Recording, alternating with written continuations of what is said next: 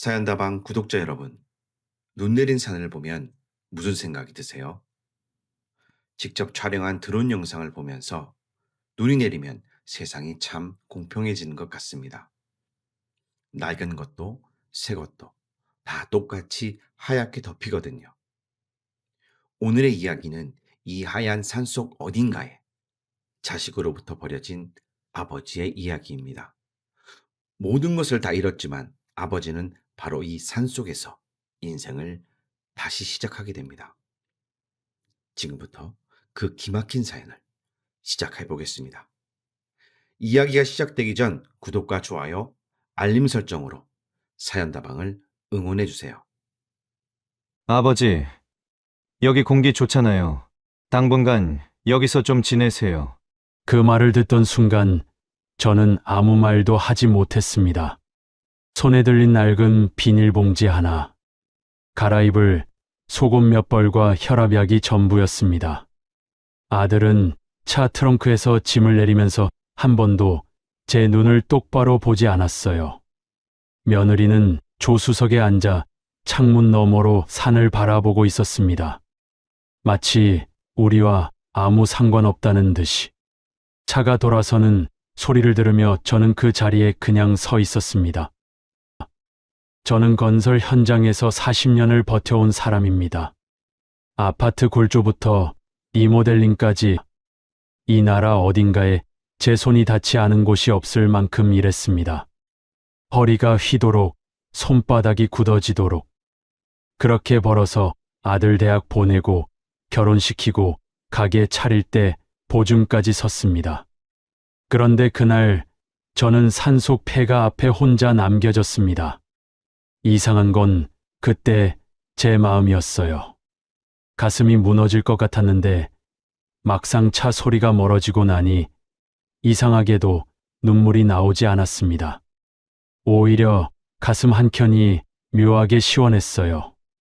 마치 수십 년간 짊어지고 있던 무거운 짐을 그 산길에 내려놓은 것처럼.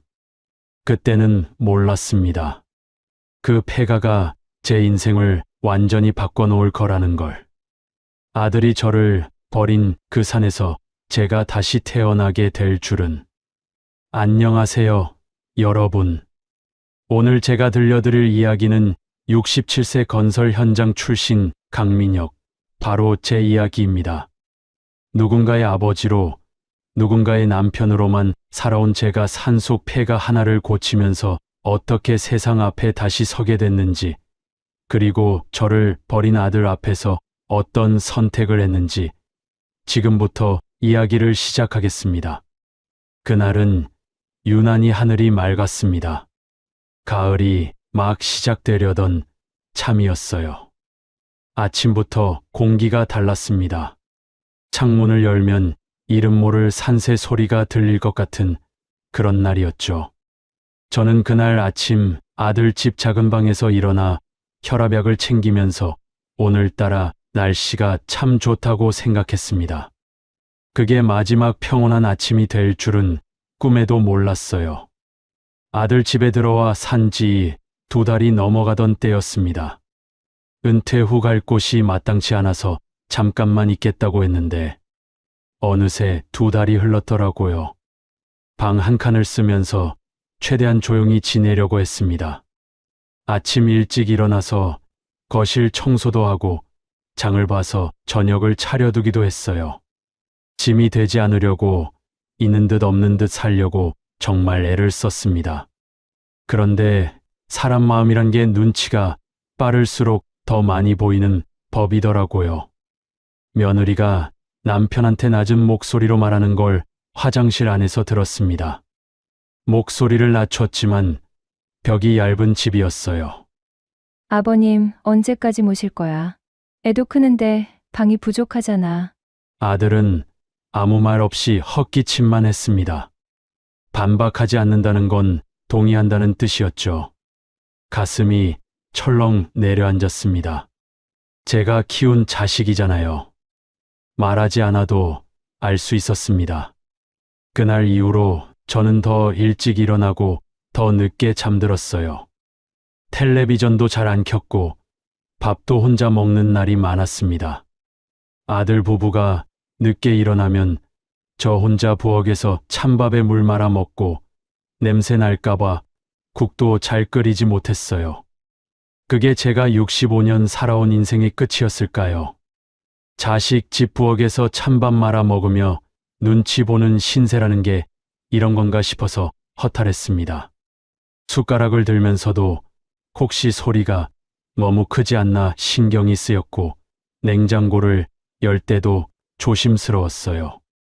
그 집에서 그렇게 저는 점점 작아져 가고 있었습니다. 40년을 현장에서 살았습니다. 새벽 4시에 일어나 안전모 쓰고 장화 신고 영하 10도 추위에도 골조를 올렸어요. 허리가 끊어질 것 같은 날에도 자리를 비운 적이 없었습니다. 현장 후배들이 모르는 게 있으면 다들 저한테 물어왔습니다.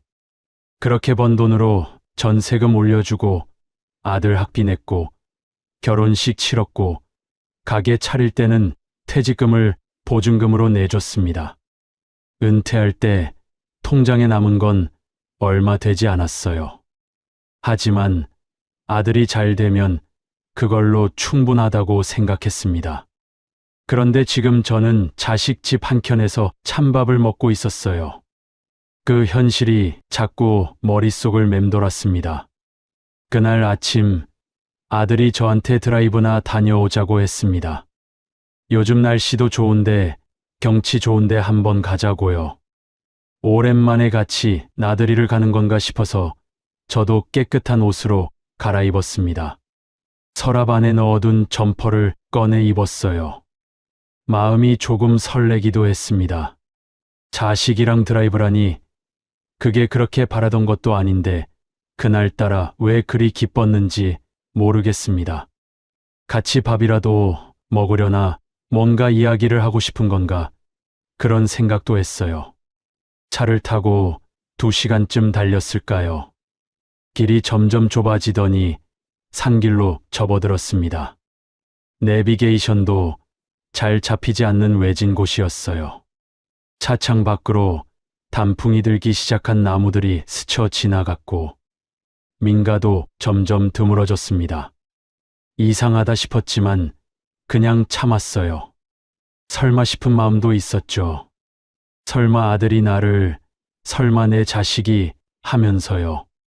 아들은 운전 내내 아무 말이 없었습니다. 라디오 소리만 낮게 깔려 있었어요. 저도 뭔가 물어보고 싶었는데 왠지 먼저 말을 꺼내기가 무거웠습니다. 차가 멈춘 곳은 낡은 슬레이트 지붕이 있는 오래된 집 앞이었습니다. 담장은 무너져 있었고 마당에는 잡초가 무릎까지 자라 있었어요. 녹이 쓴 대문은 삐걱거렸고 문에는 신문지가 덕지덕지 붙어 있었습니다. 얼마나 오래 비어 있었던 집인지 처마 밑에는 새 집이 그대로 달려 있었어요. 사람 온기가 끊긴 지 오래된 집에서 나는 특유의 눅눅하고 묵은 냄새가 멀리서도 풍겨왔습니다. 제 평생 수백 곳의 집을 손봐온 사람이라서 그 냄새가 뭔지 바로 알 수 있었어요. 비가 새고 바닥이 썩고 곰팡이가 피어있는 집의 냄새였습니다. 아들이 차에서 내리면서 말했습니다. 아버지, 여기 공기 좋잖아요. 당분간 여기서 좀 지내세요. 저희 형편이 좀 어렵기도 하고 아버지도 답답하셨을 것 같아서요. 저는 그 말을 듣고 한동안 말이 나오지 않았습니다. 당분간이요. 그 단어가 귓속에서 맴돌았어요. 당분간이라는 말은 기한이 없는 말입니다. 언제까지라는 말이 없다는 건 돌아갈 곳이 없다는 뜻이기도 하죠. 저는 그걸 알면서도 아무 말도 하지 못했습니다. 무슨 말을 해야 할지 몰랐어요. 아니, 무슨 말을 해도 달라질 게 없다는 걸 알고 있었습니다. 그게 더 서러웠어요. 거절하면 어디로 가야 하나요? 돌아갈 집도 없고 기다리는 사람도 없고 저한테는 이 아들 하나뿐이었으니까요. 아들은 트렁크에서 비닐봉지 2개를 꺼내 마당에 내려놓았습니다. 갈아입을 옷 몇 벌, 혈압약, 그리고 인스턴트 라면 몇 봉지. 그게 제 짐의 전부였어요. 67년 인생이 비닐봉지 2개에 담겼습니다. 봉지를 내려놓는 아들의 손을 바라봤습니다. 제가 가르쳐서 젓가락질 배운 손, 처음 자전거 탈 때 잡아준 손, 입대할 때 악수했던 손이었어요. 그 손이 지금 저를 이 산속에 두고 가려 하고 있었습니다. 며느리는 끝까지 차에서 내리지 않았어요. 아들이 다시 운전석에 올라타면서 말했습니다. 전화할게요. 그리고 차는 돌아섰습니다. 엔진 소리가 멀어지고 산길이 다시 조용해졌습니다. 저는 차가 완전히 사라질 때까지 눈을 떼지 못했어요. 혹시라도 다시 돌아오지 않을까 하는 마음이 있었나 봐요. 하지만 길끝에서 차는 사라졌고 먼지만 잠깐 잃었다가 가라앉았습니다. 저는 그 자리에 그냥 서 있었습니다. 얼마나 서 있었을까요? 다리에 힘이 풀려서 마당 한켠 돌 위에 그냥 주저앉았습니다. 울어야 하는데 눈물이 나오지 않았고 화가 나야 하는데 몸이 말을 듣지 않았어요. 그냥 멍했습니다. 가슴도 텅 빈 것 같고 머릿속도 하얘진 것 같고 뭔가 크게 쿵하고 무너진 것 같은데 정작 내 눈에서는 아무것도 흘러나오지 않았어요. 한참 그렇게 있다 보니 발이 차가워졌습니다. 땅에서 냉기가 올라오고 있었어요. 그제야 내가 지금 여기 있다는 게 실감이 됐습니다. 바람이 불어왔습니다. 산에서 내려오는 바람이라 서늘하고 깨끗했어요. 도시에서는 맡을 수 없는 냄새였습니다. 소림 냄새인지 흙 냄새인지 모를 그냥 자연 그 자체의 냄새였어요. 그 바람이 뺨을 스치는 순간 이상하게도 가슴 한켠이 뻥 뚫리는 기분이 들었습니다. 눈치를 보지 않아도 된다는 것, 찬밥을 숨어서 먹지 않아도 된다는 것, 텔레비전을 켜도 아무도 뭐라 하지 않는다는 것. 그 묘한 자유가 서럽지 않고 오히려 시원했습니다. 그 감각이 스스로도 낯설어서 한참을 앉아 있었어요. 해가 뉘엿뉘엿 지기 시작했습니다. 산 너머로 붉은 노을이 번졌고 그 빛이 낡은 슬레이트 지붕 위에 내려앉았어요. 주황빛이 녹슨 지붕을 물들이는 모양이 이상하게 아름다웠습니다. 저는 천천히 일어나 삐걱거리는 대문을 밀고 안으로 들어갔습니다. 첫 발을 내딛는 그 순간 발밑에서 잡초가 바스락거렸습니다. 그 소리가 이상하게도 낯설지 않았어요.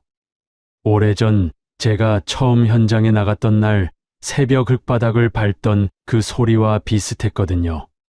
아무것도 없는 맨 땅에서 시작했던 그 시절처럼 지금 이 자리도 아무것도 없는 데서 다시 시작이라는 생각이 희미하게 올라왔습니다.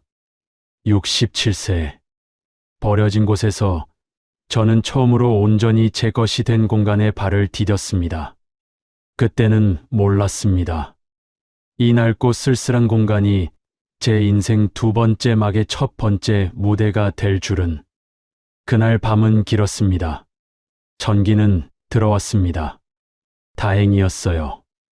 아들이 미리 연락해뒀는지 계량기는 돌아가고 있었고 형광등 스위치를 올리자 깜빡이다가 불이 들어왔습니다. 하지만 그뿐이었어요. 보일러는 작동하지 않았고 수도꼭지를 틀자 처음엔 녹물이 나왔습니다.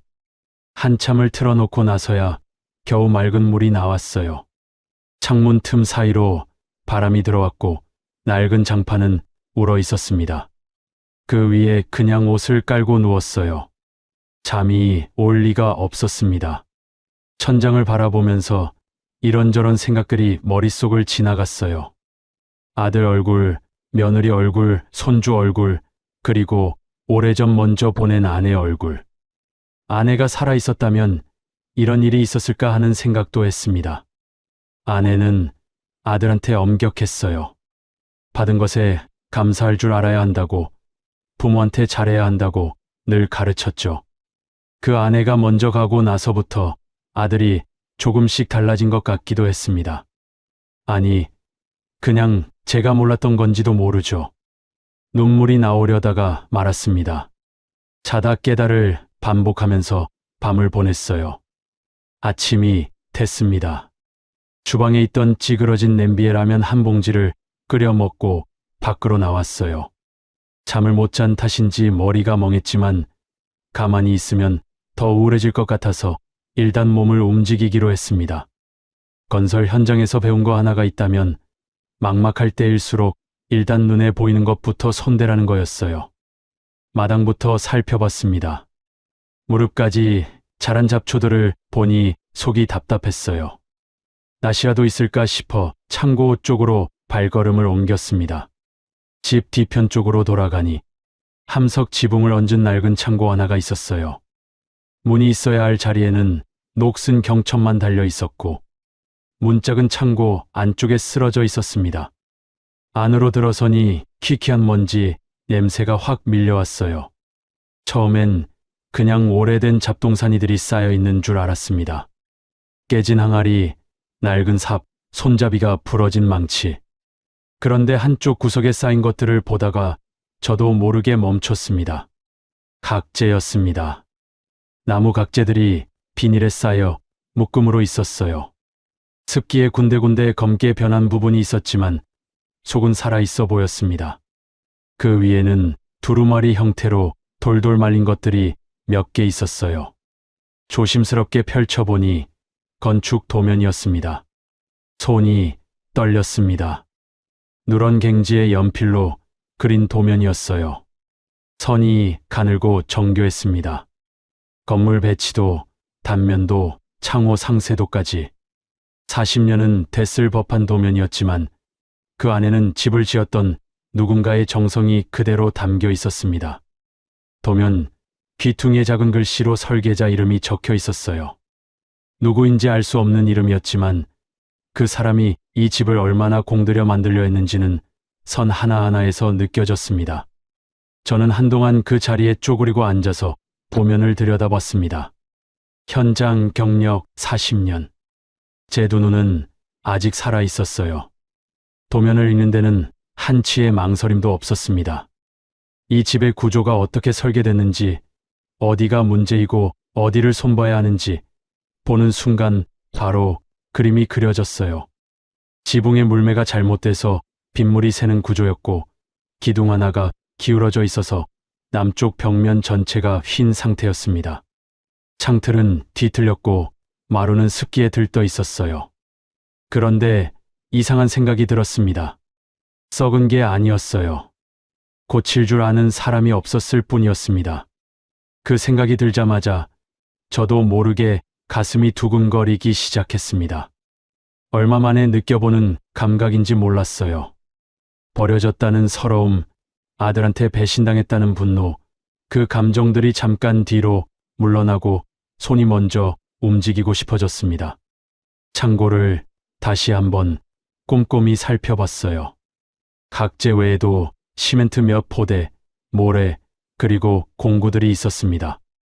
오래된 것들이었지만 쓸 수 있는 것들이었어요. 드라이버, 톱글, 수평계. 먼지를 털어내자 제법 쓸만한 것들이 나왔습니다. 누군가 이 집을 고치려다 중간에 멈춘 게 아닐까 싶었어요.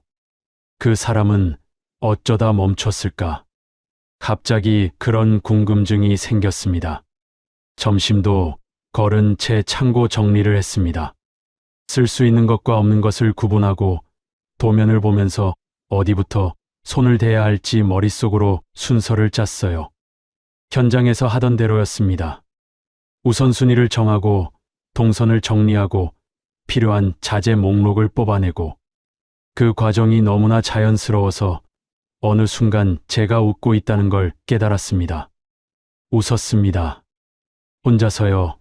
먼지 가득한 창고 안에서 버려진 날 다음 날 아침에 혼자 웃다니 스스로도 어이가 없어서 한동안 멍하게 있었어요. 그런데 그 웃음이 억지가 아니었습니다. 뭔가 살아나는 것 같았어요. 오랫동안 잠들어 있던 것이 깨어나는 것 같은 기분이었습니다. 현장에서 처음 일을 배우던 25살 때처럼 손이 가려웠어요.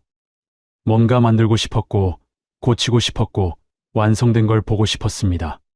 저는 그날 오후부터 일을 시작했습니다. 첫 번째로 한 건 마당 잡초 제거였어요. 창고에 있던 낫으로 무릎까지 자란 잡초들을 쳐냈습니다. 2시간쯤 걸렸어요. 허리가 뻐근했지만 시원했습니다. 잡초들이 쓰러지면서 드러난 마당은 생각보다 넓었어요. 돌멩이들을 걷어내고 나니 제법 반듯한 공간이 나왔습니다. 저녁 무렵 마당 한가운데 서서 집을 바라봤습니다. 지붕도 벽도 엉망이었지만 그 집이 더 이상 버려진 공간으로 보이지 않았어요. 제 눈에는 고쳐야 할 곳이 보였고 고치면 어떻게 될지도 보였습니다. 건축을 35년 한 사람의 눈에는 이 집이 살아날 수 있는 집이었어요. 그날 저녁도 라면을 먹으면서 저는 혼자 말했습니다. 고쳐보자. 아들한테 잘 보이려는 게 아니었어요. 세상에 보여주려는 것도 아니었습니다. 그냥 이 집이 고칠 줄 아는 손으로 다시 살아났으면 했습니다. 그리고 솔직히 말하면 저도 다시 살아나고 싶었습니다. 그 밤 저는 오랜만에 깊이 잠들었습니다. 차가운 장판 위에 갈아입을 옷을 접어 베개 삼아 누웠는데도 이상하게 편안했어요. 불안하지도 외롭지도 않았습니다. 아들 집에서 2달 동안 눈치 보며 뒤척이던 밤들보다 훨씬 깊은 잠이었어요. 땅과 가까이 있는 느낌이었습니다. 흙냄새, 나무 냄새, 산 냄새. 현장에서 일하던 시절 천막 치고 자던 그 밤들이 떠올랐어요. 그때는 힘들다고 생각했는데 지금 와서 보니 그 시절이 가장 살아있는 것 같았습니다. 다음날 아침 눈을 뜨자마자 도면을 다시 펼쳤습니다. 오늘 뭘 할지, 어디부터 건드릴지 차근차근 생각했어요.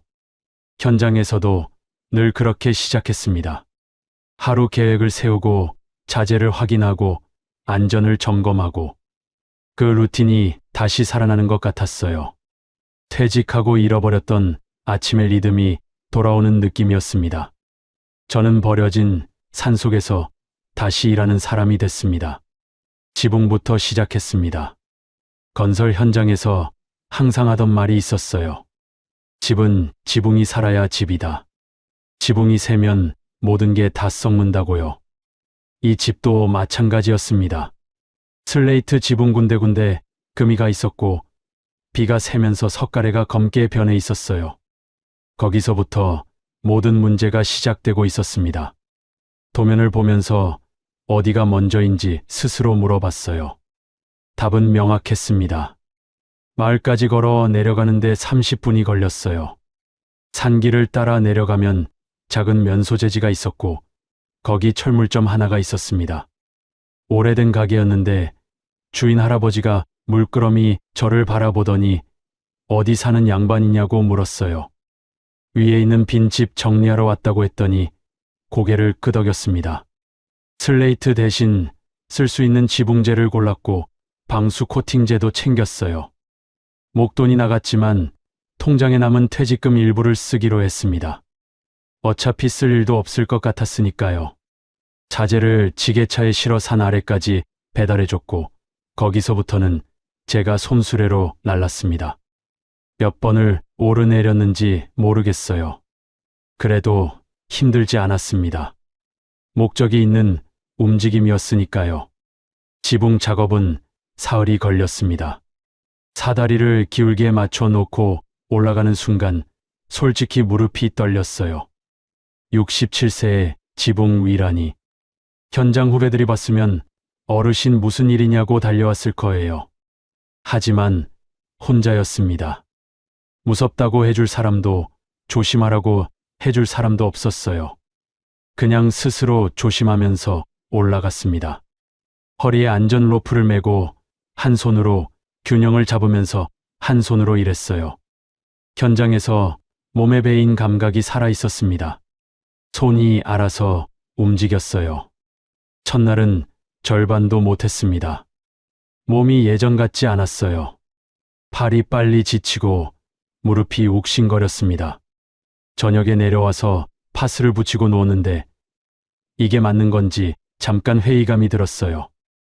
67세 노인이 산속에서 혼자 지붕 고치고 있는 게 무슨 의미가 있나 싶었습니다. 아들한테 연락해서 돌아가겠다고 해야 하나 그런 생각도 했어요. 그런데 막상 전화기를 들다가 내려놨습니다. 아들한테 전화해서 뭐라고 합니까? 데리러 오라고요. 그렇게 돌아가면 다시 그 찬밥 생활이에요. 저는 그게 더 싫었습니다. 그래서 자고 일어났더니 다시 일하고 싶었습니다. 그게 신기했어요. 몸은 아픈데 마음이 올라가서 일하고 싶어 했거든요. 오늘은 어디까지 할 수 있을지, 이 부분을 어떻게 마감하면 깔끔할지 그 생각이 먼저 들었습니다. 그게 뭔지 알아요. 일이 좋은 사람의 감각이에요. 저는 원래 일이 좋은 사람이었습니다. 퇴직하고 아들 집에서 지내는 동안 그걸 까맣게 잊고 살았던 거예요. 지붕을 다 고치고 나서 아래에서 올려다봤을 때 눈물이 났습니다. 별것 아닌 것 같아도 그 지붕이 제 손으로 다시 살아난 거잖아요. 빗물이 새던 집이 이제 비를 막을 수 있게 된 거잖아요. 그게 그렇게 뿌듯할 수가 없었어요. 현장에서 수십 동의 아파트를 지었을 때도 이런 감동은 없었습니다. 내 것이 아니었으니까요. 내 집도 아니고 내 이름도 아니고 그냥 일이었으니까요. 그런데 이건 달랐어요. 내 손으로, 내 공간을 내 의지로 고친 거였습니다. 다음은 마루였습니다. 습기에 들떠서 발을 디디면 꺼지는 느낌이 나는 마루를 전부 걷어냈어요. 장판을 드러내고 마루판을 하나씩 뜯어냈습니다. 그 아래 바닥에 곰팡이가 피어 있었어요. 하얗고 검은 곰팡이가 바닥을 덮고 있었습니다. 오랫동안 빛이 들어오지 않고 습기가 찬 공간이 이렇게 되는 거예요. 빛을 차단하면 죽는 겁니다. 사람도 그렇고 집도 그렇고요. 그 생각을 하면서 소독을 하고 방습제를 깔고 새 각재로 틀을 짜고 그 위에 마루를 다시 놨습니다. 일주일이 걸렸어요. 다 끝나고 새 마루 위를 맨발로 걸었습니다. 단단하고 따뜻한 느낌이었어요. 그 느낌이 발바닥에서 온몸으로 전해졌습니다. 벽을 허물고 통창을 낸 건 그 다음이었어요. 남쪽 벽이 어두워서 집 안에 햇빛이 들지 않았거든요. 도면을 다시 보니 원래 설계에는 남향창이 있었는데 나중에 누군가 막아버린 거였습니다. 왜 막았는지 알 수 없었지만 저는 다시 열기로 했어요. 벽을 허무는 건 설레는 작업입니다. 무너뜨리면서 새 것이 들어오는 공간이 생기니까요. 해머로 첫 번째 벽돌을 깨는 순간 먼지가 확 날렸습니다. 그 먼지 속에서 저는 웃었어요. 뭔가 막혀 있던 게 뚫리는 느낌이었습니다. 집의 벽이 허물어지는 게 아니라 제 안에 쌓여 있던 무언가가 허물어지는 것 같았어요. 창틀을 달고 유리를 끼웠습니다. 아침 햇살이 방 안으로 쏟아져 들어오는 걸 보는 순간 가슴이 따뜻해졌어요. 오래 닫혀있던 공간에 빛이 들어오는 것처럼 제 안에도 뭔가 열리는 것 같았습니다. 빛이 드는 방이 이렇게 다른 거였어요. 같은 공간인데 전혀 다른 집 같았습니다. 막 지붕을 고치기 시작했을 때였어요.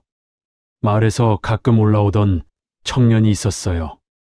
면소재지에서 작은 카페를 운영한다고 했는데 동네 어르신들 안부를 챙기러 가끔 윗마을 쪽으로 온다고 했습니다. 20대 중반쯤 됐을까요? 서울에서 내려왔다고 했어요. 도시 생활이 지쳐서 시골에 자리를 잡았다고요. 처음 몇 번은 그냥 인사만 하고 지나갔어요. 어느 날 제가 지붕 마감을 하고 있을 때 그 청년이 지나가다가 멈췄습니다. 어르신, 혼자 이거 다 하신 거예요? 그렇다고 했습니다. 청년이 눈이 커지면서 말했어요. 대박이다. 이거 영상 찍어도 될까요? 요즘 이런 거 유튜브에서 난리예요. 셀프 리모델링이 완전 뜨고 있거든요. 어르신 기술 진짜 프로 같아요.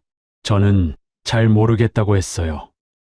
유튜브가 뭔지 알았지만 제가 거기 나올 일이 뭐 있겠나 싶었거든요. 그냥 집 고치는 늙은이 하나인데 누가 보겠냐고요. 그래도 청년은 스마트폰으로 몇 분 찍었습니다. 저는 신경 쓰지 않고 일을 계속했어요. 중요한 건 오늘 마감을 잘 끝내는 거였으니까요. 그런데 이틀 뒤 청년이 다시 왔습니다.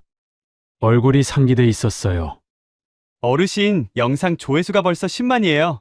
저는 처음엔 무슨 말인지 잘 몰랐습니다. 10만이요. 10만 명이 봤다는 건가요?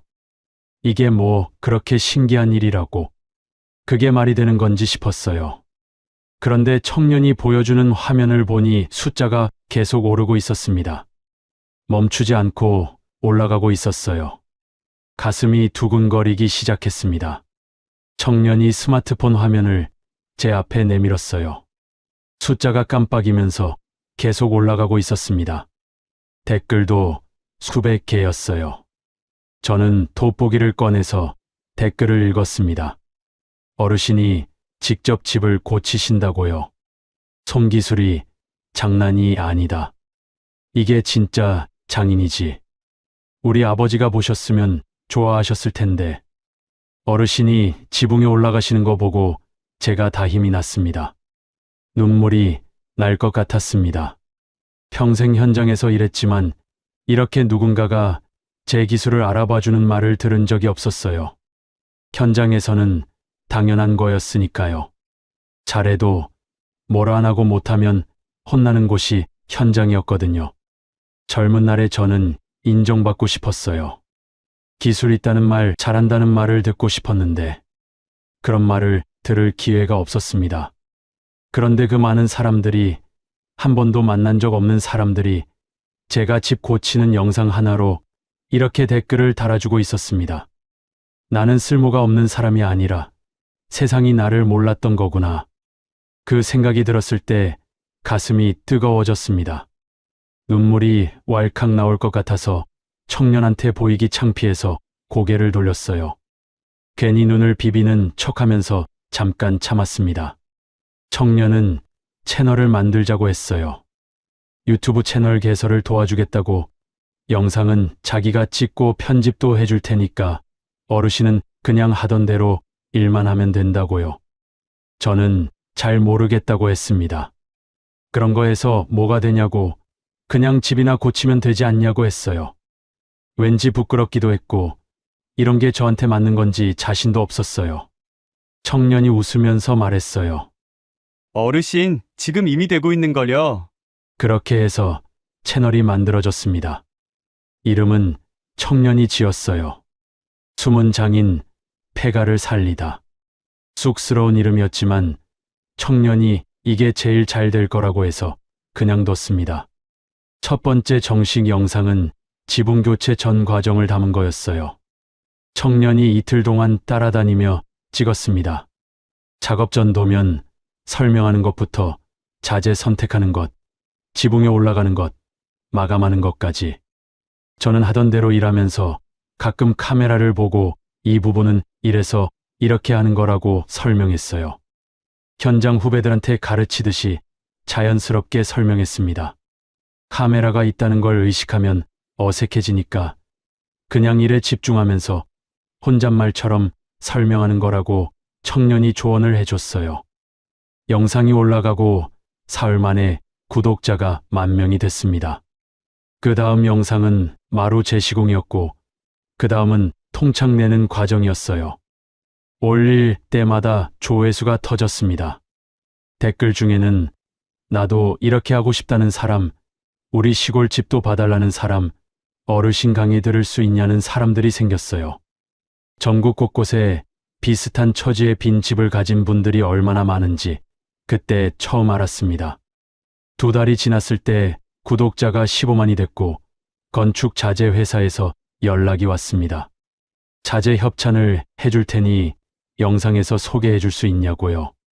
저는 처음엔 거절했어요. 쓸만한 자재라면 소개하겠지만 쓰지도 않는 걸 좋다고 할 수는 없다고 했습니다. 현장에서 40년 일하면서 자재 하나 잘못 쓰면 어떻게 되는지 봐왔거든요. 제 이름 걸고 추천하는 거라면 직접 써봐야 한다고요.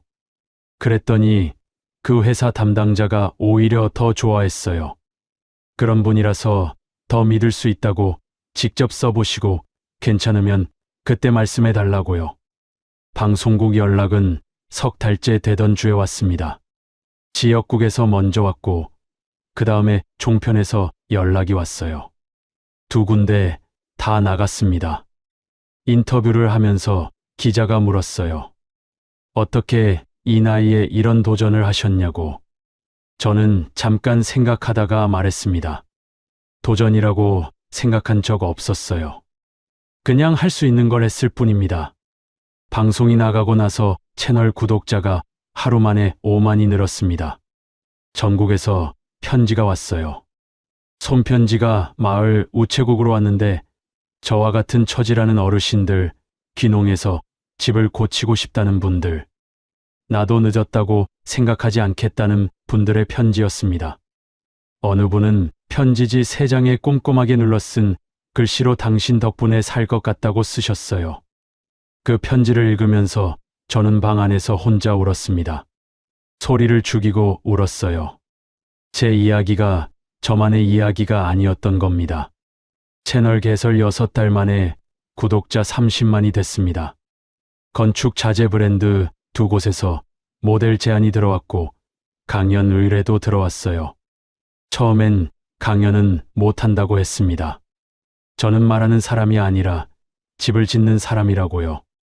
그런데 청년이 말했습니다. 어르신, 지금 매일 영상에서 말하고 있잖아요. 그 말이 맞았습니다.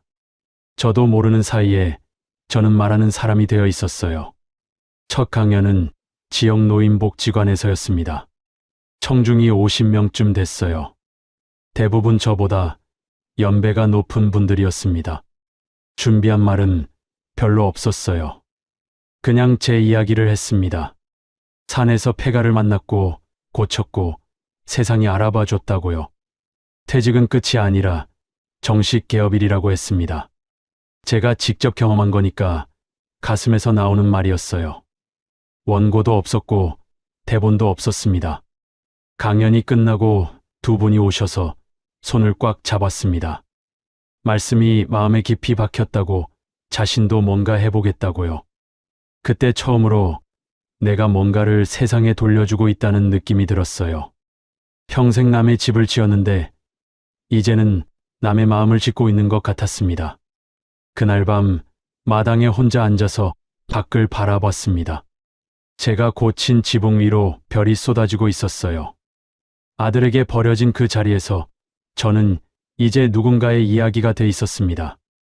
누군가의 아버지도 누군가의 짐도 아닌 강민여이라는 사람의 이야기로요.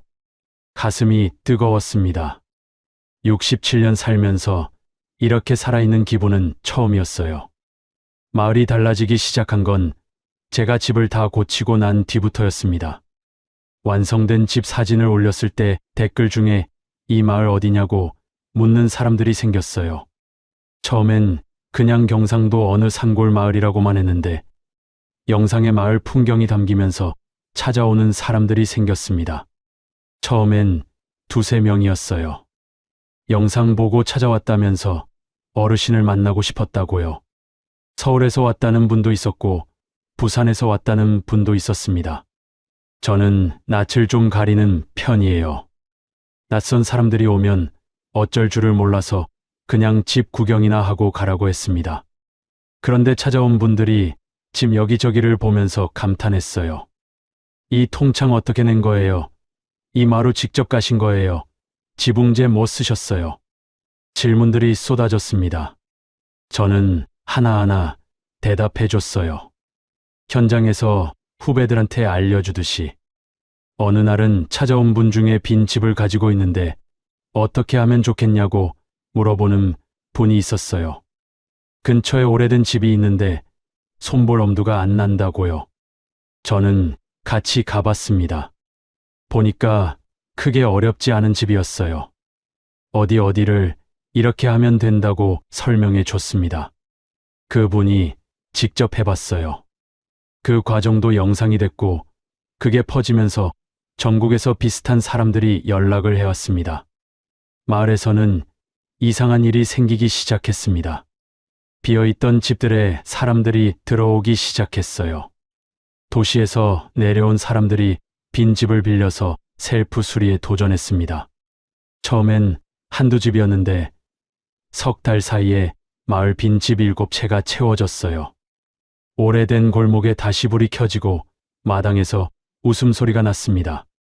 마을 이장님이 저를 찾아와서 손을 잡았어요. 어르신 덕분에 마을이 살아났다고 10년 동안 비어있던 집들이 이렇게 채워질 줄 몰랐다고요. 저도 그 말을 들으면서 가슴이 뭉클했습니다.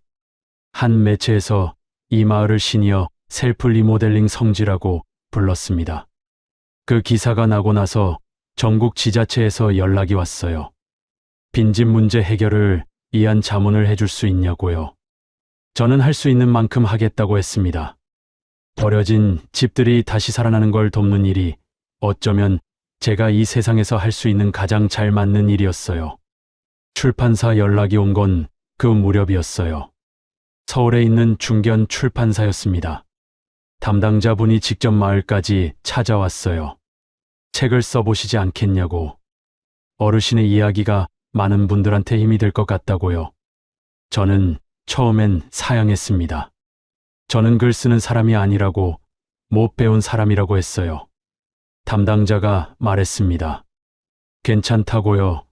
어르신이 하던 대로 이야기해 주시면 된다고요. 자기들이 옆에서 도와주겠다고요.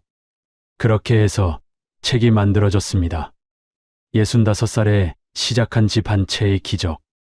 원고를 쓰는 동안 참 많이 울었어요. 버려지던 날을 다시 쓰면서, 창고에서 도면을 발견하던 날을 다시 쓰면서, 처음으로 지붕에 올라가던 날을 다시 쓰면서요.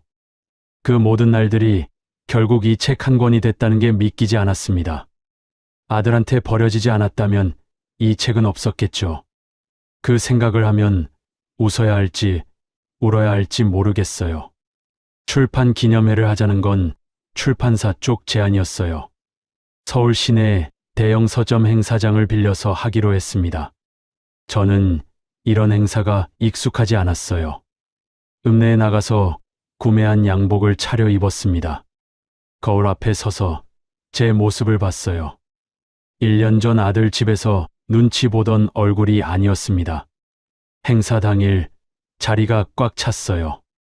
구독자분들, 편지 보내주신 분들, 언론사, 출판 관계자들, 여기저기서 알아보는 분들이 손을 흔들었습니다. 저는 무대 위에 올라가서 마이크를 잡고 잠깐 아래를 내려다봤어요. 가슴이 두근거렸습니다. 1년 전 비닐봉지 2개 들고 산속에 버려진 사람이 지금 여기 서 있었습니다. 그런데 행사 중간에 제 눈이 한 곳에 멈췄습니다. 뒤쪽 구석에 한 남자가 서 있었어요. 초라한 정장 차림이었습니다. 행사장 안으로 들어오지 못하고 유리문 너머에서 서성이고 있었어요. 제 아들이었습니다. 강연이 끝나고 사인회가 시작됐습니다. 긴 줄이 생겼어요. 한 분 한 분 책에 사인을 하면서 짧게 이야기를 나눴습니다. 어떤 분은 손을 꽉 잡으면서 눈물을 흘렸어요. 저와 비슷한 처지라고, 제 이야기 듣고 용기가 났다고요. 저도 모르게 눈시울이 뜨거워졌습니다. 이게 제가 세상에 남길 수 있는 거구나 싶었어요.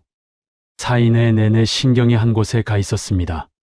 유리문 너머에 서 있던 아들이요. 아들은 행사가 끝날 때까지 그 자리에 있었어요. 안으로 들어오지 않고, 그렇다고 가지도 않고 그냥 서 있었습니다. 사람들이 빠져나가면서 행사장이 한산해졌어요. 출판사 담당자가 수고하셨다고 인사를 하고 나서 저는 자켓을 들고 행사장을 나섰습니다. 유리문 밖에 아들이 있었습니다. 가까이서 본이 많이 수척해져 있었어요. 1년 전보다 확실히 얼굴이 어두워져 있었습니다. 눈 아래 다크서클이 짙었고 정장은 맞지 않게 헐렁했어요. 예전엔 항상 깔끔하게 차려입고 다니던 아이였는데 그 모습을 보는 순간 마음이 먹먹해지려고 했습니다. 그래도 저는 표정을 바꾸지 않았어요. 아버지로서의 연민과 한 사람으로서의 자존심이 같은 자리에 있었으니까요. 아들이 먼저 다가왔습니다. 머뭇거리다가 발을 옮겼어요. 아버지, 잘 지내셨어요? 저는 웃으면서 손을 내밀었습니다. 악수를 청했어요. 사장님은 어쩐 일인가? 아들의 표정이 굳었습니다. 그 말 한마디에 담긴 의미를 아들도 느꼈겠죠. 예전에 아들이 저를 대하던 것처럼 저도 그냥 아버지로 굽신거리지 않겠다는 것. 그게 모욕이나 복수의 말이 아니라 이제 나는 내 이름을 가진 사람이라는 선언이었습니다. 아들은 잠시 침묵하다가 입을 열었습니다. 사업이 좀 어렵게 됐어요. 투자도 끊겼고요. 아버지 이야기를 들었는데 혹시 저도 같이 일할 수 있을까요? 저는 대답을 바로 하지 않았습니다. 그 짧은 침묵 동안 참 많은 생각이 지나갔어요. 1년 전 비닐봉지 2개를 마당에 내려놓던 아들의 손이 떠올랐습니다. 전화할게요 하고 돌아서던 차 소리도요. 찬밥 먹으면서 아무도 모르게 울었던 그 부엌도요. 그 모든 기억들이 한꺼번에 스쳐 지나갔습니다. 그런데 이상했어요. 화가 나지 않았습니다. 분노로 끓어오르거나 눈물이 차오르거나 그런 감정들이 없었어요. 대신 차분했습니다. 선명하고 고요했어요.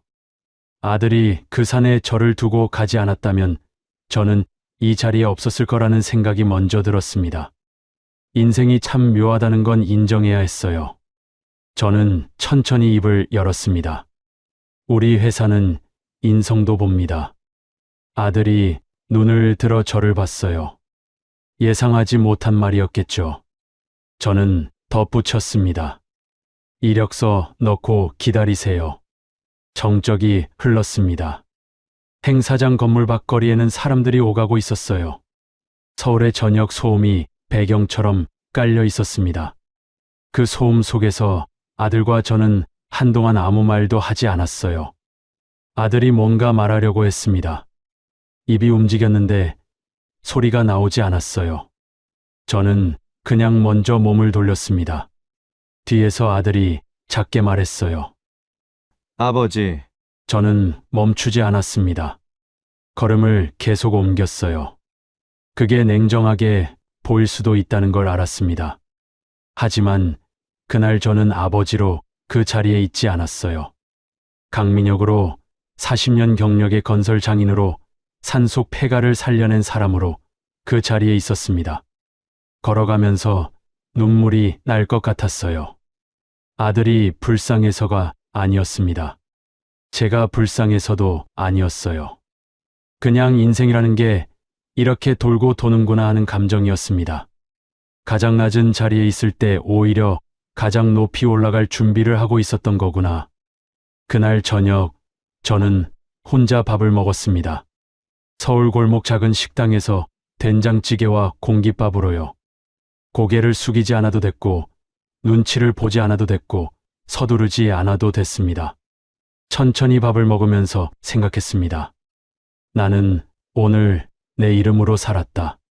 그걸로 충분했습니다. 아들한테서 연락이 온 건 사흘 뒤였습니다. 문자였어요. 이력서를 보내도 되냐고요. 저는 짧게 답했습니다.